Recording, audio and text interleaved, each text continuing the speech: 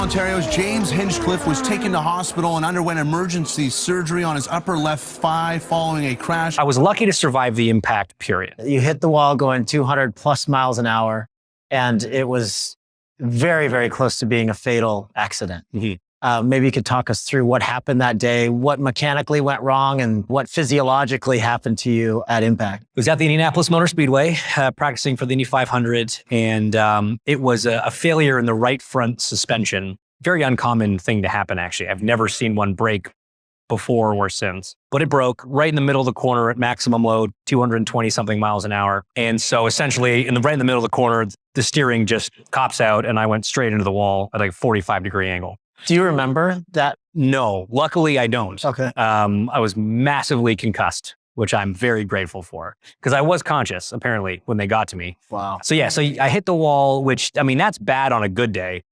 On a bad day, part of the suspension, so you know how when you have an egg and you hold it end to end, you can squeeze it pretty hard, it won't break. Essentially, a piece of the suspension, I hit it at just that perfect angle. Well, it's steel, rather than just folding. I mean, that's an incredible amount of inertia and force. Normally, would just bend it like spaghetti. I hit it at just that perfect angle that you could never do again, and it didn't break. It shot straight through the car, through the cockpit where I was sitting, and through my body, essentially. I was shish kebabbed, for lack of a better term. I'll give you a little visual here. So in an Indy car, you kind of sit like this, like your bum's kind of the lowest part, your feet are up a little bit. It sort of came in here and it came out here. Now, somehow it missed my pelvis, it missed all my bones, but it tore through a lot of soft tissue. And ultimately what was really bad is it hit my femoral artery in my left leg, my thigh. Now, this type of accident had never really happened before. The type of injury had never really happened before. So when the safety team got to the car, they could tell that I was, concussed. I was out of it. I was apparently complaining of lower back pain. You don't think right in those moments. And so they tried to lift me out of the car. And like, man, he's really heavy. That's weird. Like maybe the car crunched a little when he hit the wall. So we'll get some spreaders, and they spread open the opening of the tub. They go to pull me out. They're like, man, he's kind of warm. And they took their hands out and they were covered in blood. It's very atypical. It's like, why? So they keep pulling, and they stretch the car out, and they finally pull me out, and they hear this thud. And somebody thought their radio had come unclipped and fallen into the car. It was really the suspension piece. They pulled me off of it unknowingly because they didn't know it was in there. Normally, if you're impaled by something, you're supposed to leave it in until you get to the hospital. Whoopsie.